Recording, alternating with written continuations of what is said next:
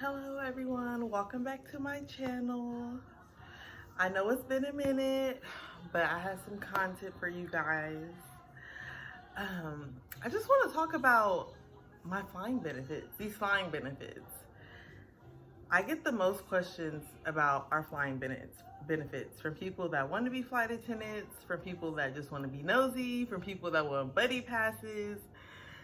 And a lot of people get into becoming a flight attendant for the flying benefits. So I want to get into it because I knew nothing about flying benefits, nothing to the extent that what we get. And let me say this, my flying benefits are what's keeping me in this. If it wasn't for my flying benefits, I don't know if I would still be a flight attendant. Let's just say that. And I'm one of those flight attendants that I use my benefits. So if you follow me on Instagram, which I'll drop that down below, you'll see that I travel. If you become a flight attendant or if you are a flight attendant, you know, you'll meet people that don't ever use their benefits. And that always blows my mind, and I never understand that. Like, so why are you a flight attendant? But anyway, so let's get into these benefits, okay? Let's get into these benefits. And this is only for the company that I work for. And I am a regional flight attendant. So the regional company that I work for, we work for 4 major airlines: Alaskan, American, Delta, and United. So depending on the base that you are at, depends on what benefits you get. So we have different sets, so I'm gonna go set by set. So we have our main benefits. I travel for free. My parents travel for free. My daughter would travel for free. If I were to get married, my husband could travel for free. So I'm based in Chicago. So since I'm based in Chicago, I get American benefits, I get United benefits, and I get Delta benefits. Everybody in the company gets Delta and United. American and Alaskan are the only 2 that it depends on what base you're at. So like when I was based in Detroit, I didn't get American benefits. I only had United, only had United and Delta, because for the company I work for, if you're based in Detroit, you mainly do Delta flying. But everybody in the company gets United and Delta, regardless of where you're based. So the main benefits are, so for American, I can have 1 companion. For United, I can have 2 companions, and for Delta, I can have 1 companion. And when I mean my companion, they pay a fee, and they're on my benefits for the whole year.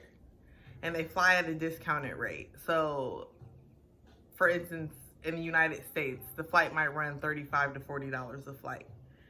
Going out the country, it depends on the taxes and what country you're going to, but it's really cheap. Like, probably not even over $200. And like, I've never paid over that to go out of the country. So this is including first class too, because I've gotten first class to Amsterdam, Paris, round trip. My parents got first class to Jamaica. So it's really nice. So for your companion, whoever you pick for that year, they're on the benefits for that year. So regardless if you like decide to kick them off, they're on it for a year. You cannot add anybody else. But once that year's up, you can add somebody new. The thing about the companion is you want to be very careful on who you choose to be your companion, because there are rules you have to follow. Because we are traveling standby. And if you don't know what standby is seats available. If there's a flight going out and there's 10 seats open, they're going to look on the standby list, and the first 10 people will fill those seats. And when you're picking your companion, they're traveling under your name. So if they don't act accordingly, if they don't come dressed correctly, if they get mad because they don't get on the flight, if they cause really any type of commotion or even kind of irritate the gate agents and they write you up, that's under your name. Like, they can see that you're flying under a buddy pass or a companion or whatever like that. So you want to be very careful on who you choose, because people will come out the woodworks asking to be on your benefits. Literally, people you ain't talked to since high school, people you ain't even really cool with like that, like just randoms on Facebook, like Instagram. So you just want to be very careful on that because you will lose your job, or they'll minimize your benefits, you know, like you might be on probation for 6 months and you can only fly in and out of work or something like that. So you don't want that to happen. And in all this, you are traveling standby. And standby goes by seniority list through all the companies, all the major airlines. So it's all about priority. So if a senior mama that's been flying since 1988 is trying to get on the flight and I'm trying to get on the flight, she'll go before me. But so that's having a companion. And your companion, there's ways where you can make them their own password and use your name so they can go on and book their flights themselves. And that's what I do for my companions. I show them how to do it. I break them down all the rules in depth. I show them how to check the loads, how to do the flights, how to pay for everything. And I let them go and I create them their own password, own thing, and they get on there and do it themselves because I'm busy and I'm not a travel agent. So I don't want you calling me every time you're trying to go somewhere and be like, hey, how do I do this? How do I do that? Like, I got stuff to do. And literally when you're traveling on standby and if things are happening, you need to be making these decisions quick. You know, I might be in the air. I might just not be by my phone. I might be asleep. By the time I wake up and see your call, you'd have missed out on stuff. So I really like people that are like independent and don't really need me. And that's like, I have a companion and he's like the best. Like, I literally will just like look on his Snapchat and he'll just like be in some other country. Like, he don't call me. He don't ask me. He know how it go. Like, no problem. Like, that's what I need. Because if I feel like I have to babysit you, this might not be for you, sis, because I got other stuff to do. Another scenario about one of my friends being on my benefits and us being stuck and stuff just not going how it's supposed to go. And this comes with experience. Like when you're a newbie, you're going to run into error just because you don't know. But once you get your hands into it and involved, you're going to know what moves to make, what flights to look at, what airlines. So I was new, fresh. Well, maybe it was my first year. And I didn't do my first travel standby until I was at my company for 6 months. I went to Mexico with some of my classmates in training. But this was still in my first year. Me and my best friend went to Vegas. She was on my United benefits. Getting to Vegas, we made it, but barely. Like, we were at the gate, like, praying to God that we got on the flight. Like, it was a whole bunch of us standbys. And I hate to say this, but thank God there was like a delay coming into Chicago because we were leaving out of Chicago to go to Vegas. So it opened up a lot of seats. So all of the standbys got on, but we didn't even think we were going to get on. Because when we got to Chicago, the first flight we tried to get on, we didn't make it. So I was like, okay, we're going to run to this other gate and try to get on this flight. It was in the negative and we got on because a flight was delayed. So we get there fine. We're all happy, turn up. Coming back, it was horrible. I had never been to Vegas and I had never been to Vegas on standby. And I didn't realize Vegas is lit all year round. No matter what, Vegas is always hard to get out of. It's easy to get in, but it's hard to get out of sometimes because it's always lit. And don't let there be like an event. And there's always an event you don't know about. So when we went, there was like this big NASCAR thing going on. So when we're coming back, silly us, we had went out and I was like telling her, like, we need to get on the first flight out so we can just make it home with no problem. We're like, yeah, we are. We're going to lay down, take a nap and get up. Of course, we took a nap and did not get up in time for our flight. So we get to the airport.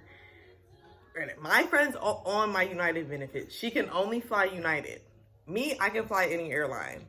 But, you know, me being the friend that I am, I'm like, you know, I'm going to stay with her until we figure this out. We kept getting bumped. Both of us. We kept getting bumped on this United flight trying to get back home to Columbus. Kept getting bumped, kept getting bumped, kept getting bumped. Remember, I had to be back to work the next day. And I had to get back to Detroit. She was going back to Columbus. So after, like, we had got bumped off, like, 3 flights, I was like, okay, if we don't get on this next flight, like, I'm going to have to leave you and go because I have to be at work. And this Delta flight was wide open. So of course we got bumped. and I had to leave her. I got on the Delta flight and she stayed there. She ended up not leaving Vegas. She was sitting there all night and she had to take an additional flight. Like she went from Vegas, I think, to DC to Columbus. Like she was so pissed and she never got on my benefits again. Like she never wanted to be on them again. And she has it. And it was just like a bad experience, but that happens. Like that was just an experience. But yeah. Next, buddy passes. And this is what people ask about the most. Buddy passes are not something that I really use. For my company, we get 6 buddy passes a year, round trip. I've only used them a couple times, and I only give them to people that I know that are like cool if they don't really get on and they've done it before. Because buddy passes, you're the bottom of the barrel. You're the last, literally the person to get on the flight. Like everybody goes before you. So for instance, when I was in Amsterdam, there was a guy that went out to Amsterdam on a buddy pass. He got there fine, but coming back, he couldn't go on a flight because flights were getting sold out. And there were so many other standbys that prioritized him. He ended up getting stuck there for 3 days and literally was crying to the gate agents, like, I have to get out of here. And luckily he ended up getting on our flight and we were all like clapping for him. Like, yeah, like I felt so bad. But literally, buddy passes are horrible. Like, they're just not good. So when people ask me about buddy passes, I don't even give them out. Like, honestly, there's only 2 people that I give buddy passes to. I've known them for a long time. They're cool, but you know, usually works out, but no.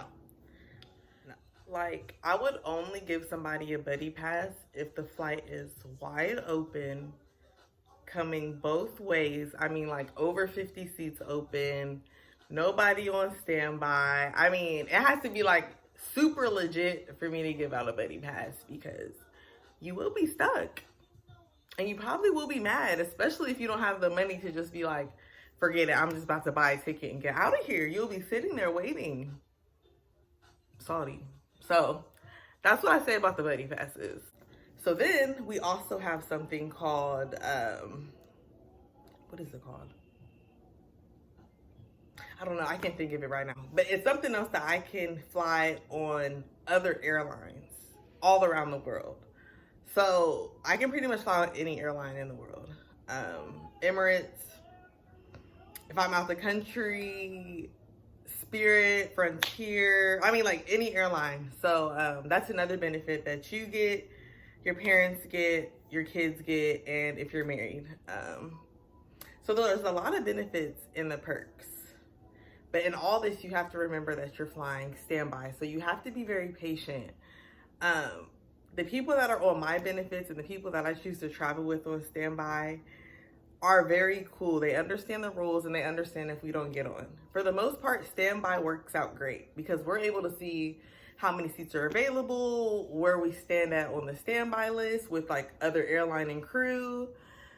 So we're really able to get a kind of a really good idea if we're going to get on or not. Most of the time when errors happen is when there's delays, weather delays or cancellations, because we become like the last priority. And as a crew member, you just know like to kind of just wait it out. Don't bug anybody, like, because at the end of the day, you're not paying. Because it's really annoying when you travel with somebody that's on your benefits or somebody that is just on your benefits and is complaining about having to wait or whatever. And it's like, you're paying $30 for your flight. Like, honestly, you have one time to complain to me and I just kick you off. Because there's other people that like would like to be on my benefits and it's a great opportunity. And honestly, if you're just trying to go to Miami, don't ask me to be on my benefits. Like, I want people that, the people that are on my benefits actually travel and really use them, and it makes me happy. But, yeah, so for the most part, standby goes great. There's only been like 3 times out of my 3.5 years working at my company that I really ran into any issues. But I always got to my destination, so it doesn't matter.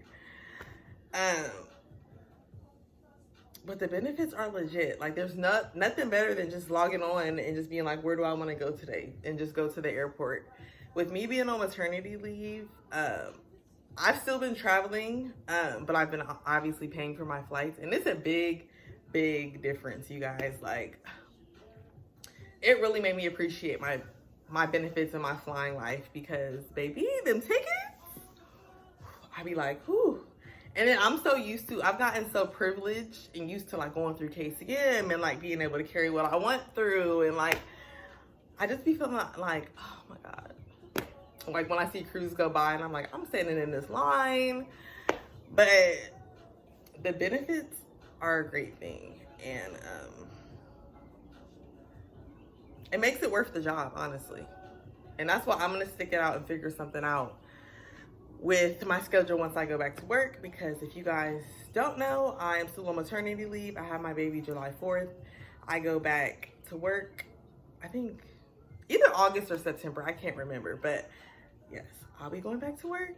So I'll be updating you guys with that. I'll be coming back with more flying content and stuff.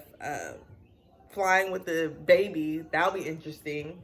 My schedule's going to be completely different. So stay tuned, but I just hope this was like a little insight on our flying benefits. All right. Don't forget to like and subscribe. Talk to you guys later.